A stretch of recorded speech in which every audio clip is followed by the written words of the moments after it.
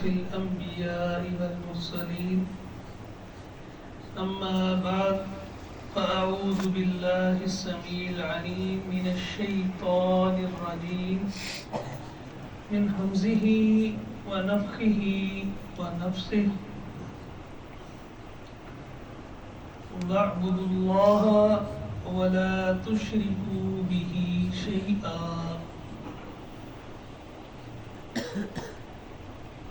توحید اور شرک کے حوالے سے ہماری فجر کے بعد کی گفتگو چل رہی ہے۔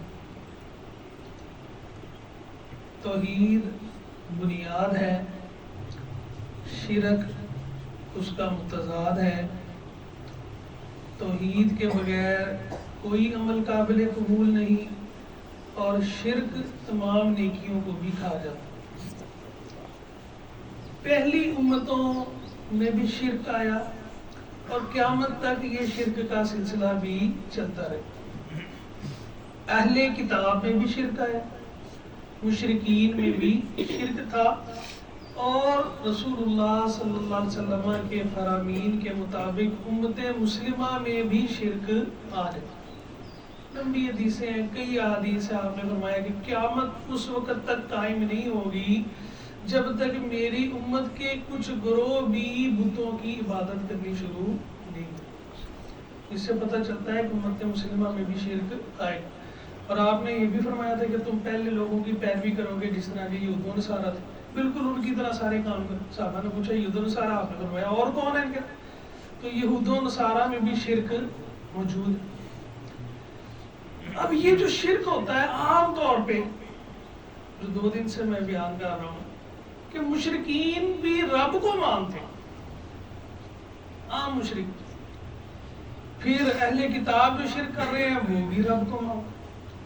عمومی طور پر ربوبیت میں شرک نہیں ہوتا، عمومی طور پر بہت ہی کوئی بدبخت قسم کے لوگ جو ہوتے ہیں جو تو ادھر ربوبیت میں بھی شرک کر بیٹھتے ہیں۔ ویسے تو مشرکین مکہ بھی ربوبیت میں شرک نہیں کرتے تھے، وہ بھی سمجھتے تھے، آیتیں میں نے بتائی کہ وہ بھی کہتے تھے کہ رزق دینے والا، کائنات کا بنانے والا، سمع و بصر کا مالک، سب امور کو چلانے والا اللہ تعالیٰ، یہ ان کا بھی عقیدہ تھا۔ عام طور پہ شرک ہوتا تھا جو آیت کریمہ میں نے شروع میں بھی پڑھی بھی، وَاعْبُدُوا اللَّهَ وَلَا تُشْرِكُوا بِهِ شَيْئًا، ایک اللہ کی عبادت کرو، اس کے ساتھ کسی کو شریک نہ کرو۔ تو پتہ چلا کہ شرک عمومی طور پر عبادت میں ہوتا ہے، عمومی طور پر عبادت میں ہوتا ہے، اور عبادت کی مختلف قسمیں، بہت ساری چیزیں ایسی ہیں جن کو عبادت شمار کیا گیا ہے، اور ہم لوگ صرف نماز پہ عبادت سمجھتے ہیں۔ یعنی نماز تو عبادت کا ایک جز ہے، ساری باتیں تو نہیں ہیں، عبادتیں تو بہت ساری، نماز تو ایک جز ہے، اور پھر نماز کے اندر قیام اور سجود اور رکوع یہ بھی ارکان ہیں مختلف۔ تو عبادت کی ساری قسمیں ان کو صرف ایک اللہ کے ساتھ خاص کرنا یہ توحید ہے، اور عبادت کی کسی بھی قسم میں اللہ کے غیر کو شریک ٹھہرا لینا یہ اللہ کے ساتھ شرک۔ قیام عاجزی کے ساتھ کھڑے ہونا یہ اللہ کے لیے خاص ہے، اگر کسی اور کے سامنے اس طرح قیام کیا جائے گا عاجزی والا تو یہ بھی شرک۔ رکوع اور سجود صرف ایک اللہ کے سامنے سر کو جھکانا ہے، اگر اللہ کے علاوہ کسی اور کے سامنے سر کو جھکائیں گے، اس کے سامنے رکوع کریں گے، اس کے لیے سجدہ کریں گے تو یہ شرک۔ عبادت وہ بنیادی چیز ہے جس میں عام طور پہ شرک کیا جاتا ہے، پہلی امتوں میں بھی، اس امت یہود و نصارہ اہل کتاب میں بھی شرک اسی نوعیت کہ اللہ کے علاوہ اللہ کے غیر کی عبادت کی جاتی ہے۔ اچھا، اس عبادت میں جو ایک اہم ترین چیز ہے پکارنا، دعا کرنا، مانگنا، عام طور پہ شرک اسی میں ہی۔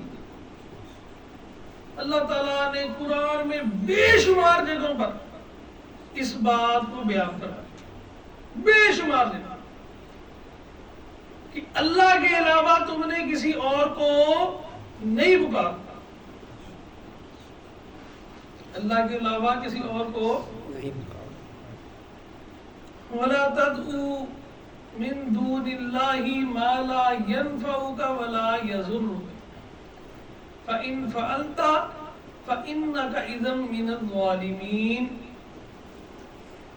اللہ کے علاوہ تم نے کسی کو نہیں پکارنا جو نہ تمہارے کسی نفع کا اختیار رکھتا ہے نہ تمہارے کسی گھاٹے کا اختیار رکھتا ہے۔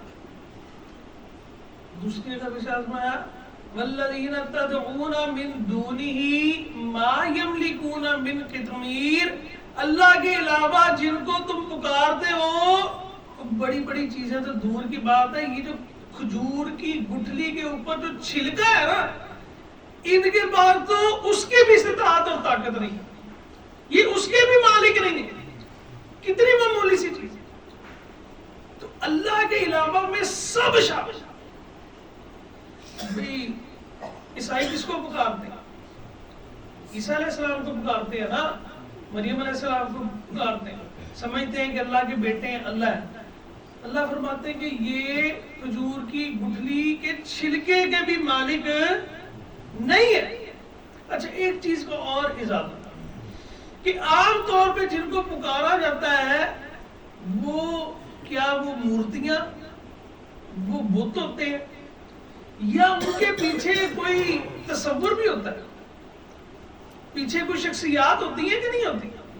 نوح علیہ السلام کی قوم سے جو شرک شروع ہوا تھا، قرآن نے جو اس کا تذکرہ کیا اور تفسیر میں اس کی جو ہے وہ تفسیر بیان کی گئی تفاسیر میں کہ لا تذرن آلہتکم ولا تذرن ودا ولا سواع ولا یغوث ویعوق ونسرا، یہ جو نوح علیہ السلام کی قوم کے نیک لوگ تھے، بعد میں آنے والے ان کی مورتیاں بنا کے ان کو پوجا کرتے تھے۔ پہلی قوم جو تھی اس نے ان کی شکلیں تصویریں بنا کر رکھا کہ ان کو دیکھ کے بڑے نیک لوگ تھے، ہم بھی عبادت میں نہ خلوص سے کیا کریں گے، دیکھو ہمارے باپ دادا پردادے کتنے متقی ہوتے تھے، کتنے عبادت گزار ہوتے تھے۔ تو ایک نسل نے تصویریں اس لیے رکھی، اگلی آئی اس سے اگلی آئی، اس کے بعد والی جو ہے انہوں نے کہا کہ نہیں تمہیں غلطی لگی ہے، وہ ہمارے بزرگ تو انہی سے مانگتے تھے۔ اچھا پھر جب کہا گیا، اب سمجھایا جاتا تھا، نبی علیہ السلام کے دور کے مشرکین کو بھی کہا جاتا تھا کہ ان کی وہ جو نبی علیہ السلام نے جب صفائی کی تھی بیت اللہ کی فتح مکہ کے بعد، تو کن کے وہاں پہ تصویریں نکلی تھی؟ ابراہیم علیہ السلام نکلی تھی کہ نہیں نکلی؟ اسماعیل علیہ السلام، نیک لوگ۔ اور یہ جو لات اور عزا یہ کون تھے؟ لات کون تھا؟ وہ نیک بندہ تھا اپنے دور کا، ستو بھگو کے گھول کے پلایا کرتا تھا حاجیوں کو، اسی سے اس کا نام لات پڑ گیا، بعد میں آنے والوں نے اسی کو ہی معبود بنا لیا۔ تو مشرکین کا بھی یہی نتیجہ تھا، اہل کتاب کا شرک بھی اسی نوعیت کا تھا۔ مشرکین کو بھی جب کہا جاتا تھا کہ کیوں ان کی عبادت کرتے ہو، تو کیا کہتے تھے آگے؟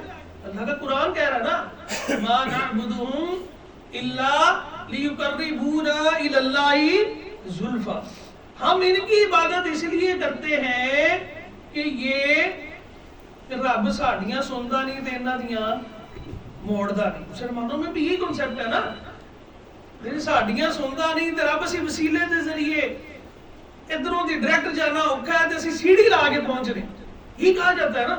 تو مشرکین بھی یہ کہتے تھے کہ ما نعبدہم، ہم ان کی عبادت اس لیے کرتے ہیں الا لیقربونا الی اللہ زلفی، کیونکہ یہ ہمیں اللہ کے قریب کر دیتے ہیں۔ اللہ تک پہنچنا مشکل ہے، افسر تک جانا ہوتا تو نیچے سے آپ وسیلے ڈھونڈتے ہیں، تو اللہ تک پہنچنے کے لیے وسیلے کی ضرورت نہیں۔ یہ کس کا عقیدہ ہے؟ یہ نبی علیہ السلام کے دور کے مشرکین کا عقیدہ تھا، اور انہیں پتا تھا کہ یہ کسی چیز کے مالک نہیں۔ اللہ نے کہتا کہ یہ تو کسی چیز کے مالک نہیں، کہتے نہیں بڑے نیک بندے، ان کے ذریعے سے ہم رب تک پہنچتے ہیں، اس لیے ہم ان کو پکارتے ہیں۔ تو یہ جو دعا ہے، یہ جو پکارنا ہے، یہ عبادت ہے، اس کو عبادت قرار دیا گیا۔ قرآن و حدیث میں بے شمار دلائل، بے شمار دلائل۔ کچھ لوگ کہتے ہیں نہیں یہ جو قرآن میں جو کہا گیا نا کہ جو اللہ کے علاوہ کسی اور کو مت پکارو، تو اس سے مراد پکار یہ جو ہے نا دعا نہیں ہے، بلکہ اس سے مراد عام عبادت ہے۔ اللہ کے رسول تو فرماتے الدعاء هو العبادۃ، دعا ہی عبادت ہے. ایک جگہ فرمایا الدعاء مخ العبادت، عبادت کا اصل مغز جو ہے وہ دعا ہے. اچھا پھر اس کے علاوہ بے شمار وقال ربکم ادعونی استجب لکم، تمہارے رب نے حکم دیا کہ مجھے پکارو میں تمہاری دعاؤں کو سنتا ہوں. ان الذین یستکبرون عن عبادتی، جو مجھے پکارنے سے اور میری عبادت، آگے پہلے کہا کہ پکارو، آگے جا کے کہا کہ جو لوگ میری عبادت سے تکبر کرتے ہیں یعنی مجھے پکارتے نہیں ہیں، تو کیا پتہ چلا کہ دعا عبادت ہے. ان الذین یستکبرون عن عبادتی سیدخلون جہنم داخرین، جہنم میں رسوا آگے جائیں گے. کیوں؟ کہ رب کو چھوڑ کے، رب کہتا ہے میں مالک ہوں، میں بادشاہ ہوں، میں تمہارا آقا ہوں، تم میرے نوکر، میرے بندے، میرے غلام، مجھ سے مانگتے کیوں نہیں ہو تم؟ اللہ کے رسول نے فرمایا کہ من لم یسأل اللہ یغضب علیہ، جو رب سے مانگتا نہیں ہے رب کو اس پر غصہ آتا ہے کہ میرا نوکر ہو کے، میرا غلام ہو کے مجھ سے مانگتا کیوں نہیں؟ تو دعا عبادت. اور جو میں نے شروع میں آیت پڑھی سورۃ یونس کی، اللہ کے علاوہ اس کو نہ پکارو جو نفع اور نقصان کے مالک نہیں. فَإِنْ فَعَلْتَ فَإِنَّكَ إِذًا مِنَ الظَّالِمِينَ، اگر آپ نے اللہ کے علاوہ کسی کو پکارا تو آپ ظلم کرنے والوں میں سے ہو جائیں گے. اور اس سے قرآن میں ظلم کس معنی میں استعمال؟ مختلف آیات قرآن کی تفسیر اس کے دوسرے مقامات بھی کرتے ہیں. قرآن کی تفسیر کا یہ بھی اصول ہے کہ قرآن کی تفسیر اس کے دوسرے مقامات پر بھی ہوتی ہے. جب وہ آیت اتری الذین آمنوا ولم یلبسوا ایمانهم بظلم اولئک لهم الامن وهم مہتدون، کہ وہ لوگ جو ایمان لائے اور انہوں نے اپنے ایمان کے ساتھ ظلم کی آمیزش نہیں کی، یہی لوگ ہیں جن کے لیے امن ہے، بے خوف رہیں گے. اور یہی ہے جو ہدایت والے صحابہ بڑے پریشان ہوئے، اللہ کے رسول کے پاس آئے، کہنے لگے اللہ کے رسول اینا لم یظلم، ہم میں سے کون ہے جس نے ظلم نہ کیا؟ ظلم کیا ہوتا ہے اصل میں؟ بس شہید غیر محلی ہی، کسی کام کو، کسی چیز کو ایسی جگہ پہ رکھنا جو اس کی جگہ نہیں. تو غلطیاں تو انسان سے ہو جاتی، کئی ہوتی ہے. تو صحابہ سمجھے کہ عام غلطی کی بات ہے کہ ہم میں سے کون ہے؟ تو فرمایا اللہ کے رسول یہ تو بڑا معاملہ کر. آج فرمایا پریشان نہ ہو، ظلم سے مراد وہ لقمان علیہ السلام نے جو بیٹے کو کہا تھا نا یا بنی لا تشرک باللہ ان الشرک لظلم عظیم. قرآن میں ظلم سے مراد اللہ کے ساتھ شرک ہے. اور اللہ یہاں پہ سورہ یونس میں فرما رہے ہیں کہ فَإِنْ فَعَلْتَ فَإِنَّكَ إِذًا مِنَ الظَّالِمِينَ، اگر اللہ کے علاوہ کسی اور کو پکارا تو تم ظلم کرنے والے ہو گے، مراد اور تم شرک کرنے والے ہو جاؤ گے. تو دعا، پکار یہ عبادت ہے اور یہ عموم ہے. کسی قسم کی پکار، دعا، کسی سے مانگنا، اور اس میں سے ایک اگلا فیز، اس میں سے خاص حکم کسی کو مدد کے لیے پکارنا. عمومی پکار اس میں عموم ہے، اور پھر خاص طور پہ مدد کے لیے پکارنا، اس کو استعانت کہتے ہیں. استعانت کرنا، اون مدد، اور استعان کا مطلب ہے مدد طلب کرنا، کسی سے ایسی مدد مانگنا جو ظاہری اسباب کے خلاف ہے. یہ بھی ایک بات سمجھنا. تو لوگ کہتے ہیں لو جی گاڑی کو کہتے ہو کہ آؤ میرے ساتھ دھکا لگوا دو، اس کا مطلب ہے تم تو پھر مشرک ہو. ویسے صحابہ اتنی احتیاط کرتے تھے کہ اگر اونٹ پہ بیٹھے ہوئے کوئی چیز نیچے گر گئی ہے تو وہ بھی خود نیچے اتر کے پکڑ دیتے، کسی دوسرے کو نہیں کہتے تھے مجھے پکڑا. اتنی احتیاط کرتے. لیکن ظاہری اسباب کے تحت کسی سے مدد لینا یہ شرک نہیں ہے. شرک ہے ما فوق الاسباب، ما فوق الاسباب یعنی جو ظاہری چیز نہیں ہے. آپ یہاں بیٹھ کے فون پہ بات کر رہے ہیں امریکہ میں، اور وہ سبب کے تحت ہے، ذریعے کے تحت ہے، ٹیکنالوجی کے تحت ہے. تو اگر کوئی کہتا ہے کہ یار بات اپنی، یہ میری بات ادھر امریکہ میں سن رہا تھا، میں نے فون پہ بات کی، ویڈیو کال کی، مجھے دیکھ رہا تھا، میں اس کو دیکھ رہا تھا، تو کوئی اس کو شرک نہیں سمجھے. لیکن اگر آپ یہاں پہ بیٹھ کے سمجھتے ہیں کہ میرا پیر یا میرا جو ہے بزرگ وہ سیون میں بیٹھا میرے حالات سے واقف ہے اور میں اس کو پکارتا ہوں، تو یہ اسباب کے تحت ہے یا فوق الاسباب؟ یہ فوق الاسباب ہے، سبب کے تحت نہیں ہے. آپ سمجھتے ہیں کہ وہ وہاں بیٹھ کے میرے حالات سمجھتا ہے اور اگر میں اسے پکارتا ہوں تو وہ میری مدد کرنے پر قادر ہے. اگر یہ عقیدہ رکھتے ہیں تو یہ عین صریح شرک. اور بار بار جو ہمیں سورہ فاتحہ پڑھنے کا حکم دیا گیا اس میں کیا ہے؟ ایاک نعبد و ایاک نستعین. تیری ہی عبادت کرتے ہیں, مانگیں گے بھی صرف تجھ سے ہی, مدد بھی صرف تیری ہی طلب کرتے ہیں, تیرے علاوہ کسی اور سے مدد نہیں مانگتے. اور اللہ تعالیٰ نے فیصلہ تو یہ دے دی کہ اللہ کے علاوہ کوئی تمہاری مدد کر سکتا ہے, کوئی ہو. بھئی عیسائی عیسیٰ علیہ السلام کو پکارتے ہیں تو عیسیٰ علیہ السلام ان کی مدد کر سکتے نہیں کر سکتے. ہندوؤں کے جو بت ہے نا, ان کے پیچھے بھی ہستیاں پیچھے, یہ رام اور کرشنا یہ جو ہیں, یہ پیچھے نیک وہ بھی کسی دور میں تھے, ان کی مورتیں بنا کے ان سے منسوب کر دی. اسی طرح مشرکین مکہ کی, اور اسی طرح یہ چیز مسلمانوں میں بھی. کچھ نیکوں کو اور کچھ تو جس طرح کے پیر فقیر گزرتے, وہ ہم سے پہلے والے کی بزرگ بھی بتاتے ہیں کہ جناب ہے دھرم پورے جاندے رستے ننگا بیٹھا ہوتا سی تے انہوں نے بڑا بڑا پیر بن گیا. پتہ ہے لوگوں کو جو 80-85 سال کی عمر کی انہوں نے دیکھا ہوا ہے.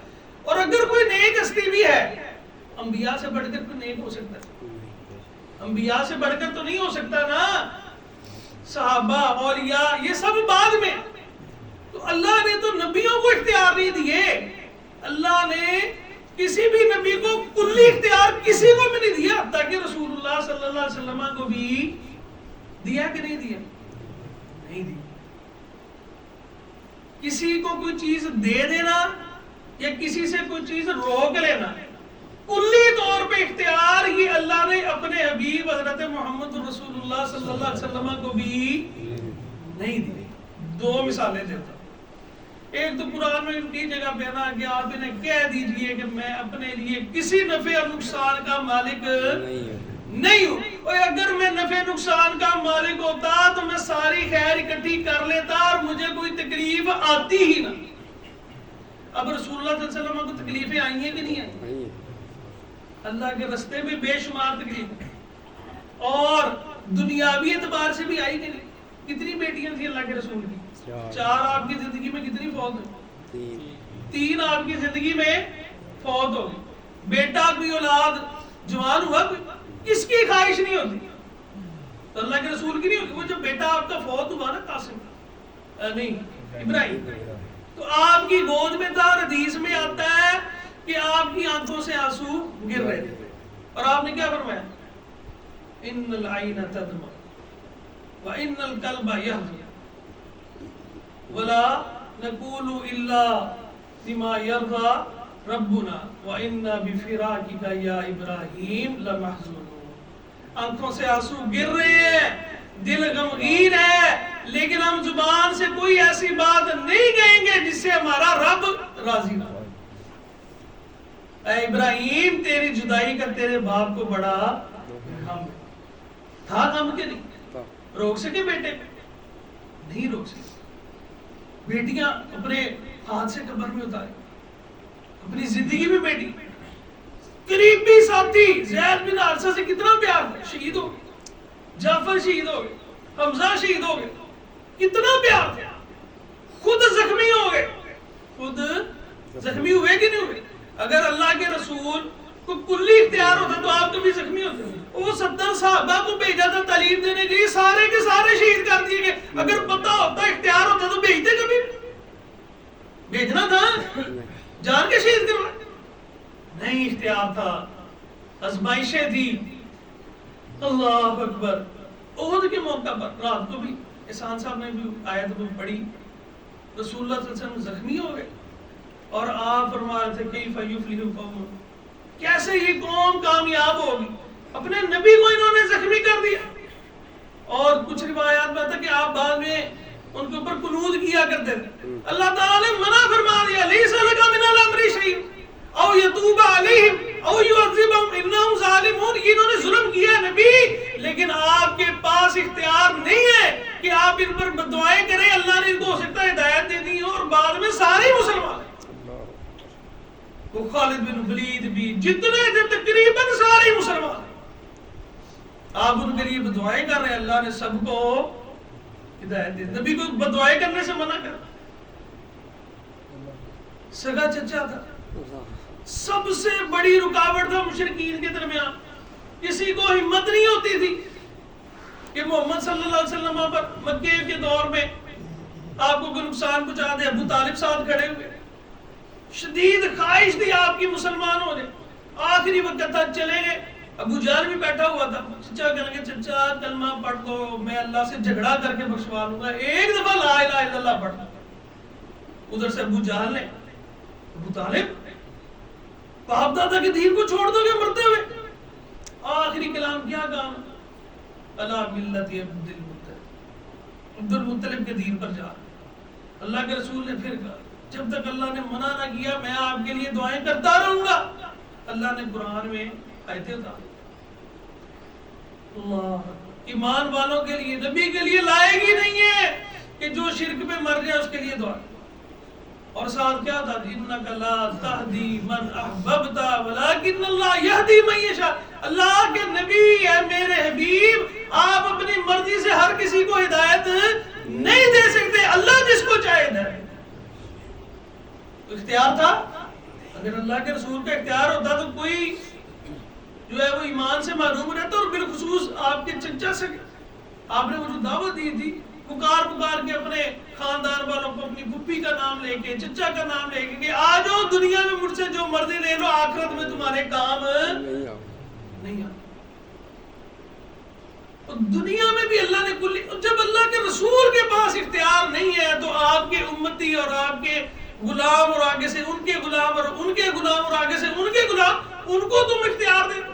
کبھی یا رسول اللہ مدد کہہ کے پکارنا شروع کر, کبھی یا علی مدد, علی رضی اللہ تعالی. خیبر کے موقع پر وہ جو آتا ہے بڑے بڑے قصے بنا دیتے ہیں, ویسے تو کچھ ہے قصہ کچھ, لیکن جو بہت زیادہ مبالغہ کر دیتے ہیں. حضرت علی رضی اللہ تعالیٰ کی آنکھ خراب تھی کہ نہیں پتہ نہ سب, اپنی آنکھ خراب تھی. لعاب کس نے لگایا تھا؟ رسول اللہ صلی اللہ علیہ وسلم. خود اپنی آنکھ ٹھیک کر سکے تھے؟ بیٹے حسن رضی اللہ تعالیٰ عنہ زہر دے کے شہید کر دیے, بچا سکے. حسین رضی اللہ تعالیٰ عنہ فرماتا رسول, سارا حضرت علی کی اولاد کربلا میں مانتے ہیں مظلومانہ شہادت دی, لیکن علی بچا سکے انہیں؟ نہیں بچا سکے. اللہ کہتا ہے کہ اللہ کے علاوہ کسی چیز کے مالک ہی نہیں ہے. نہ عیسیٰ علیہ السلام مالک ہے, نہ دیگر نیک ہستیاں مالک ہے, نہ اللہ نے یہ اختیار دنیا میں کسی کو دی. تو اگر اس اختیار کو سمجھتے ہوئے اللہ کے علاوہ کسی کو پکارتے ہو, کسی سے مدد مانگتے ہو, تو یہ شرک کی کبیر ترین شکل ہے. وہ مانگنا چاہے رسول اللہ صلی اللہ علیہ وسلم سے ہو, چاہے صحابہ کرام سے ہو, چاہے اولیاء سے ہو, چاہے کسی سے. تو عبادت کی اہم ایک جز وہ پکارنا, مدد طلب کرنا ہے. اور یہ صرف اللہ کا حق ہے کہ صرف اس کو پکارا جائے, صرف اسی سے مدد مانگی جائے. اللہ عز و جل ہم سب کو عقیدہ توحید پر کاربند کر دے. وآخر دعوانا الحمدللہ رب العالمین. یہ جو فطر پڑھتے ہیں تو لائٹیں بند کر دیں, اس کا اتنی کیسی آپ صاحب کو پوچھنا نہیں, وہ اس لیے کہ سارے اس پر موجود ہیں نا, صبح کوئی دوپہر کو نہیں ہوتے. دوپہر میں بابا سارا نہیں, وہ ہوتے نہیں ہے نا, کوئی ان کے لیے چاہیے. میرے تو تکلف لگتا ہے نہیں, تھوڑا سا روشنی ڈال دیں. دس تے رہا اور کتنا دس. ٹھیک ہے, جزاک اللہ.